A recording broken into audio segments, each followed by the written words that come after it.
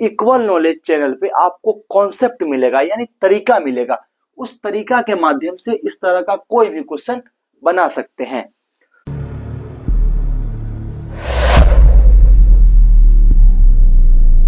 दोस्तों, equal knowledge channel पे आपका स्वागत है। आज के इस क्लास में हम क्लास 10th यानी 10वां क्लास के एनसीईआरटी के बुक में जो त्रिकोणमिति चैप्टर है, जो प्रश्नावली 8.1 का दूसरा क्वेश्चन जो है, इसको हम आपको कॉन्सेप्ट यानी तरीका, किस प्रकार इस प्रकार के क्वेश्चन को हम बनाते हैं वो तरीका आपको समझाने वाले हैं, ताकि आप तरीका समझ जाए तो इस प्रकार का कोई भी क्वेश्चन बोर्ड एग्जाम में आए तो आप उसको आसानी से बना सकते हैं। तो बिना देर किए आज की क्लास को स्टार्ट करते हैं और आपको ये क्वेश्चन सॉल्व करके दिखाते हैं। तो क्वेश्चन में क्या बोल रहा है, पहले क्वेश्चन को पढ़ लीजिए। प्रश्न नंबर 2 है, चैप्टर नंबर क्या है 8.1 का, ठीक है, ध्यान रखिएगा। आकृति 8.13 में मतलब बोल रहा है ये जो आकृति जो बना हुआ है ना 8.13 में देखना है, ठीक है। tan p minus cot r का मान ज्ञात कीजिए। तो मतलब ये क्वेश्चन ये बोल रहा है tan p minus cot r का मान आपको निकालना है। तो आकृति 8.13 में देखिए, आपको एक PQ भुजा का मान दिया है, एक PR भुजा का मान दिया हुआ है, लेकिन आपको तीसरी भुजा का मान नहीं दिया हुआ है। तो सबसे पहले इस क्वेश्चन को बनाने के लिए आपको इस तीसरी भुजा का मान निकालना होगा। इस क्वेश्चन को बनाने के लिए जो फॉर्मूला का इस्तेमाल होगा, सभी फॉर्मूला को मैंने नीचे लिख दिया है, इसको आप नोट कर सकते हैं अपने कॉपी के साइड में, ठीक है। तो अब इस भुजा का मान निकालने के लिए हम क्या करेंगे, यहाँ पे R पर न्यून कोण मान लेते हैं। अगर R पे न्यून कोण मानिएगा ना तो न्यून कोण के सामने की भुजा को क्या बोलते हैं, लंब बोलते हैं, ठीक है। याद रखिएगा, लंब को इंग्लिश में क्या बोलते हैं, P, परपेंडिकुलर। और 90 डिग्री के सामने जो भुजा होती है, 90 डिग्री के सामने उस भुजा को हम क्या बोलते हैं, कर्ण। याद रखिएगा। तो इस तरह से आपको समझ में आ रहा होगा कि हमको लंब और कर्ण दिया है, लेकिन आधार हमको नहीं पता है। आधार को इंग्लिश में क्या बोलते हैं, बेस। तो ये जो पाइथागोरस प्रमेय है उसको हम यहाँ पे लिखते हैं और इस क्वेश्चन को हल करना शुरू करते हैं। आंसर अब क्या है, इस फॉर्मूला को लिखते हैं, एच स्क्वायर बराबर होता है कर्ण स्क्वायर बराबर होता है लंब स्क्वायर प्लस आधार स्क्वायर, ठीक है।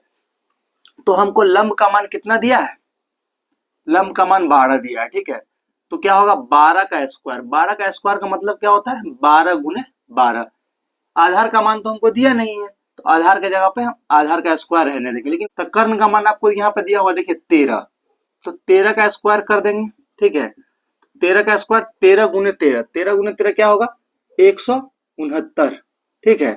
अब 12 का स्क्वायर क्या हो जाएगा 144, इस प्लस बी स्क्वायर, ठीक है।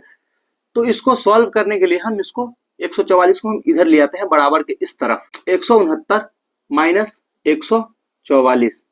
तो जब इसको आप घटाएंगे बराबर के इस तरफ आता है तो क्या होता है, जिसके आगे प्लस लगा हुआ है वो इधर में आता है तो माइनस में हो जाता है। 169 में से 144 आप जब घटाएंगे तो क्या होगा कि 25 आएगा, ठीक है, 25। अब बी स्क्वायर है, अब इधर से आप स्क्वायर हटाते हैं एक तरफ से, दूसरी तरफ क्या हो जाता है, रूट चढ़ जाता है, ठीक है। तो ये 25 रूट अंडर में आ जाएगा बराबर बी हो जाएगा, स्क्वायर हट गया इधर रूट चढ़ गया, ठीक है। कॉन्सेप्ट समझिए, रूट का मतलब हुआ कि यहाँ पे आपको इसका 25 का वर्गमूल निकालना है। अगर वर्गमूल निकालना नहीं जानते हैं तो वर्गमूल सीख लीजिए, ताकि आपको इसमें काम आएगा त्रिकोणमिति में। अब 25 का वर्गमूल निकालेंगे तो 5 आएगा, ठीक है। तो बी का मान यानी आधार आपको क्या निकल गया 5, ठीक है। कॉट आर से आपको आधार क्या निकल गया 5 निकल गया, तो यहाँ पे आपका बी का मान कितना हो गया 5, ठीक है। अब हम क्वेश्चन में जो दिया हुआ है इसको आप नोट करते चलिएगा अपने कॉपी में। अब जो क्वेश्चन में दिया हुआ है उसको हम निकालना शुरू करते हैं, ठीक है। तो tan p का मान निकालना, पहले हम tan p का अलग अलग करके tan p का cot r का अलग अलग करके मान निकाल लेते हैं, ठीक। और cot r का यहाँ पे मान नीचे में निकालेंगे, ठीक, लिख लेते हैं पहले, ठीक है। तो यहाँ पे थोड़ा सा समझदारी आपको दिखाना है, ठीक। समझदारी दिखाइएगा ना तो ये क्वेश्चन बहुत आसानी से बनेगा। अगर यहाँ पे आप घबरा जाइएगा कि कैसे कैसे ये होता है तो आपको दिक्कत होगा। अगर आप त्रिकोणमिति के बेसिक को समझना चाहते हैं तो वीडियो के नीचे एक डिस्क्रिप्शन होता है, उसमें आपको लिंक मिलेगा, वहां से आप त्रिकोणमिति के बेसिक को समझ सकते हैं। इस क्वेश्चन को समझने में और आसानी होगी, ठीक है। तो यहाँ पे कॉट आर बोल रहा है। कॉट आर का मतलब हुआ कि हमको यहाँ पे न्यून कोण मानना है, यहाँ पे आर के पास न्यून कोण मानना है। अगर यहाँ पे न्यून कोण मानते हैं तो ये भुजा जो होगी लंब होगी। तो पहले हम कॉट आर का फॉर्मूला देख लेते हैं। कॉट थीटा बराबर फॉर्मूला होता है बी बटा पी, ठीक है। तो यहाँ पे फॉर्मूला लिख देते हैं बी बटा पी। आर से आप देखेंगे तो आधार कौन सा हो जाएगा, बेस मतलब बी 5 हो जाएगा, ठीक है। तो यहाँ पे लिखेंगे 5 बटा, ठीक है, बटा दे देंगे। उसके बाद पी, पी मतलब परपेंडिकुलर मतलब लंब। तो यहां से कॉट आर से आप देखिएगा तो लंब कौन सी भुजा होगी, ये, ठीक है, पी क्यू। तो पी क्यू का मान कितना दिया हुआ है 12। तो आपको कॉट आर का मान 5 बटा 12 निकल गया। अब जो है इसमें tan p का मान निकालना है। tan p का मतलब क्या हुआ देखिए। अब इधर से थोड़ा थोड़ा मिटाते हैं, ठीक, मिटाते हैं, देखिए मिटा देते हैं, उसके बाद आपको समझाते हैं तब समझ में आएगा, ठीक है। समझिए और समझ कर ही बनाइए ताकि आपको इस तरह का कोई क्वेश्चन मिले तो आप बना सकते हैं। देखिए कर्ण हमेशा फिक्स रहता है, कर्ण नहीं बदलता है, लेकिन जैसे ही न्यून कोण आपका चेंज होगा ना, लंब और आधार बदल जाएगा। तो इसी कॉन्सेप्ट के हिसाब से अब इसको हम tan p के मान को निकालते हैं। मतलब tan p का मतलब हमको जो मान निकालना है ना वो कोण p से निकालना है, ठीक है। अगर यहाँ पे न्यून कोण बन रहा है तो न्यून कोण के सामने की भुजा जो होगी यह क्या कहलाएगी, लंब कहलाएगी। अब इस तरह से लंब, अब ये क्यू आर भुजा हो जाएगी, ठीक है, लंब बदल गई। और ये कर्ण हो गया, कर्ण फिक्स रहता है, कर्ण नहीं बदलता है। 90 डिग्री के सामने की भुजा को क्या बोलते हैं, कर्ण, हाइपोटेनियस, एच से उसको लिखते हैं। ये लंब हो गई, ये कर्ण हो गई। अब पी से ये क्या हो जाएगा, आधार यानी बेस हो जाएगा। अब तीनों भुजा का मान पता चल गया है। tan थीटा का फॉर्मूला होता है p बटा b। हम फॉर्मूला को पहले लिख देते हैं, ठीक है। tan थीटा बराबर फॉर्मूला होता है p बटा b। इसको आप ध्यान में रखेंगे, ये फॉर्मूला सब में यही फॉर्मूला इस्तेमाल होगा। सिर्फ और सिर्फ एंगल बदलता है, ठीक है, फॉर्मूला नहीं बदलता है जी, समझ लीजिए जी। कोण का नाम बदलता है, फॉर्मूला नहीं बदलता है। हमेशा इसी फॉर्मूला का इस्तेमाल होगा जहां पे tan और cot का जिक्र होगा। तो अब हम इसको आगे सॉल्व करते हैं। देखिए p का मान यहां से देखेंगे, tan p से p का मान आपको क्या दिख रहा है, लंब को हम इंग्लिश में क्या बोलते हैं, p, ठीक है। तो p का मान आपको क्या दिख रहा है, 5, और b का मान क्या है, आधार का मान 12, ठीक है। तो यहाँ भी 5 बटा 12 और कॉट आर का मान भी 5 बटा 12 आ गया। अब जो हमको क्वेश्चन में निकालना है उसको सॉल्व करके निकाल ही देते हैं। कोई भारी क्वेश्चन नहीं है, बहुत आसान है।